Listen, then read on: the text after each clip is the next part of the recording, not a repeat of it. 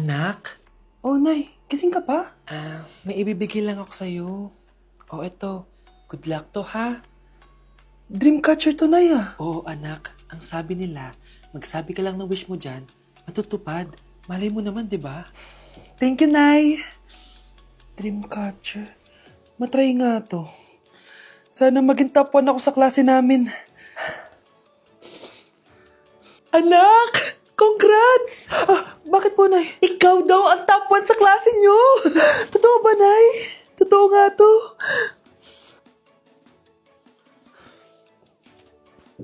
Oh, anak, saan ka galing? Nag-apply ako sa trabaho. Ayoko naman maging pabigat sa inyo habang buhay. Sana makabawi na ako sa inyo. Ba't di mo nalang i-wish yan sa Dreamcatcher? Malay mo naman, di ba? Oo nga, no, Nay. Nay! Tanggap na ako sa trabaho! Ang laki pa ng sahod ko! O, di ba? Sabi ko naman sa'yo, anak eh. Deserve mo yan. Nay, sa wakas, makakabawi na rin ako sa inyo. Bes, alam mo, ang yaman mo na. Bakit di ka pa mag-asawa? Ay naku, Bes. Kung may magkakagusto man sa akin, ang gusto ko, mabait at responsable. Parang si Joshua. Naku, Bes. Si Joshua pa. Puro trabaho yan. Hi, Scarlett. Pwede ba tayong mag-lunch together mamaya? Sure, sige. Siyan ba? Ayun. Oh, yan ang simula na love story nyo, ha? Ay, mahal. Grabe. Natupad na natin yung mga pangarap natin. May anak tayo. May malaki tayong bahay. May maayos tayong trabaho. Ay, sa wakas. Proud ako sa ating dalawa, mahal.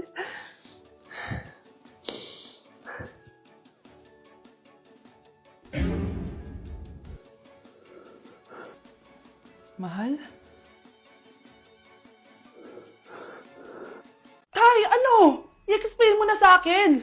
Kung bakit nakaburo si nanay, ha? Bakit ka ba naniniwala dun, ha? Ang totoo mong nanay, busy. Di ba sinabi ko na to sa'yo? Pero, tay! Wala nang pero-pero. Huwag mo akong hintayin magalit, Scarlett. Di mo magugustuhan. Hindi pwedeng hindi si nanay yung nakita ko sa cellphone. Alam na alam ko yung tsura ni nanay. Malalaman ko rin sikreto mo, tay. Oh, Scarlett, aalis ako ulit, ha? Huwag kang pasaway.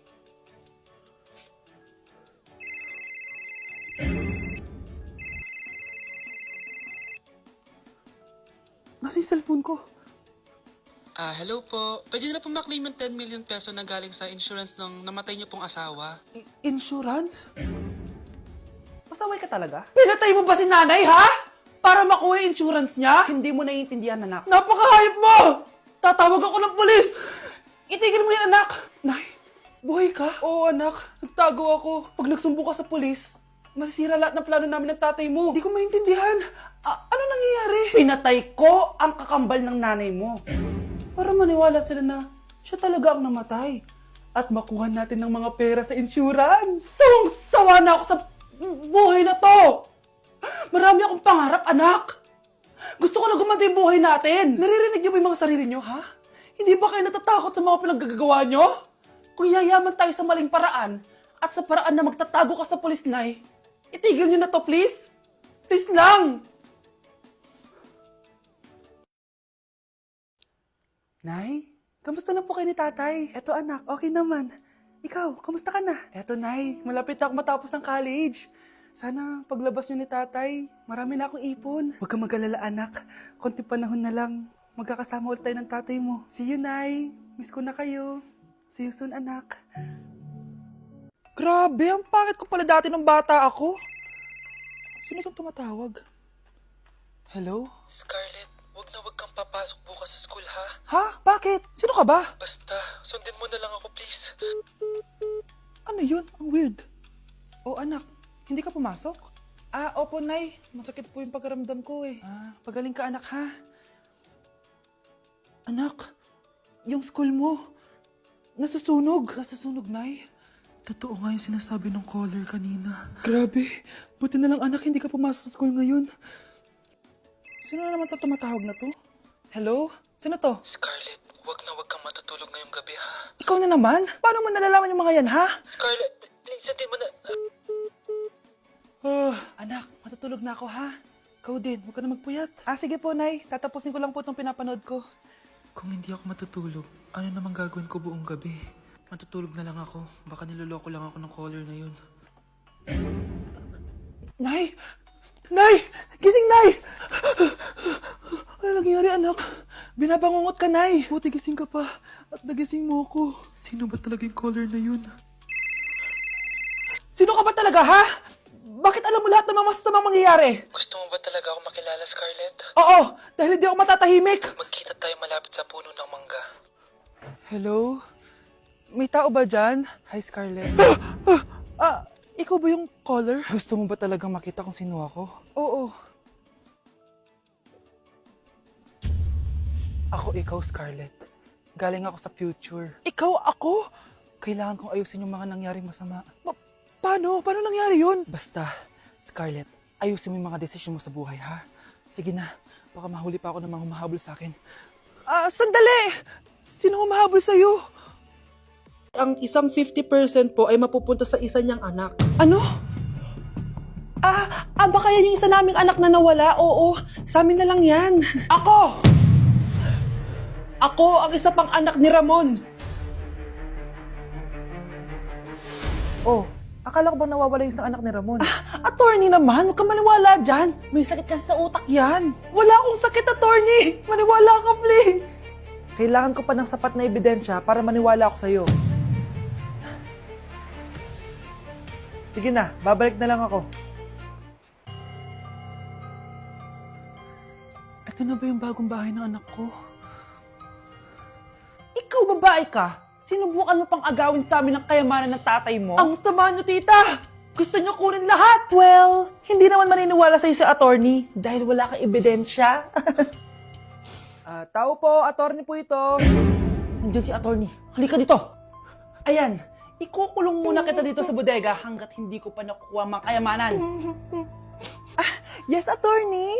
Hawak ko na ang 100% ng kayamanan ni Ramon. Nandito na ang titulo, papeles at cheque ng mga kayamanan niya. Ay! Salamat, attorney, ha? Scarlett, hindi ko na alam kung ano nangyayari sa nanay ko. Pero huwag ka mag-alala. Ako bahala sa'yo. Kailangan na matigil tong pinagagawa ni nanay.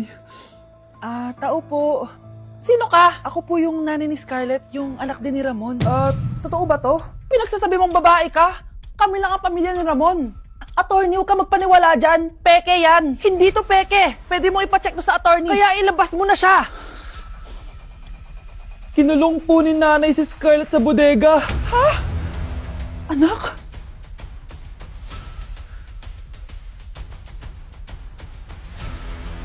Ganda ko dito, oh.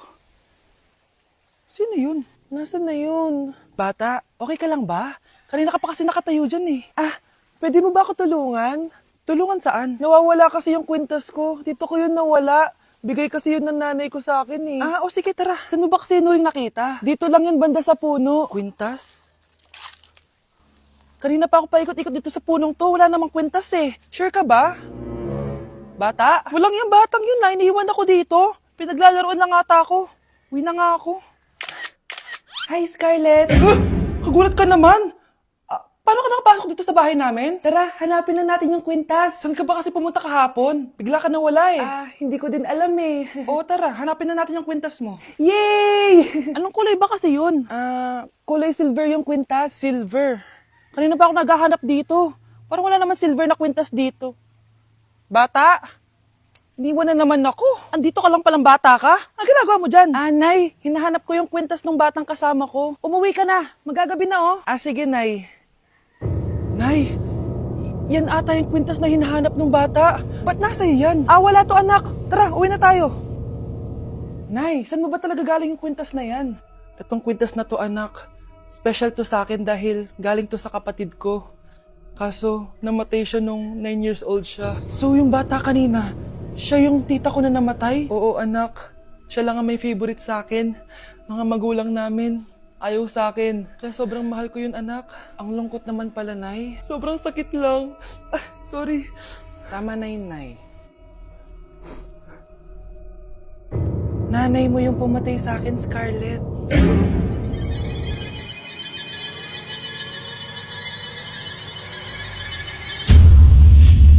Tama na. Ano to? Wala na namang ulam? Mahal, pangako bukas may kakainin na tayo. Sinabi mo rin yan kahapon. Paano tong anak natin, ha? Paano natin ito bubuhayin? Mahal, please. Magtulungan tayo. Makakaahon din tayo dito. Ayoko na. O ito, ikaw na maghalaga niyan. Mahal, please. Huwag mo naman kaming iwan. Babalik na ako sa dati kong buhay. Sa buhay na nakakakain ako na masarap. Sa buhay na nakakapag-party ako. Sa buhay na prinsesa ako. Ayoko na ng gantong buhay. Mahal, please. Babawi ako. Kaya mo na yan. At wag na ako gugulin, ha? Anak, pangako hindi kita iiwan, ha? Nandito lang ako para sa'yo. Hindi kita papabayaan. Okay, Mr. Ramon? Ma'am, tanggap na po ba ako sa trabaho? Sorry sir.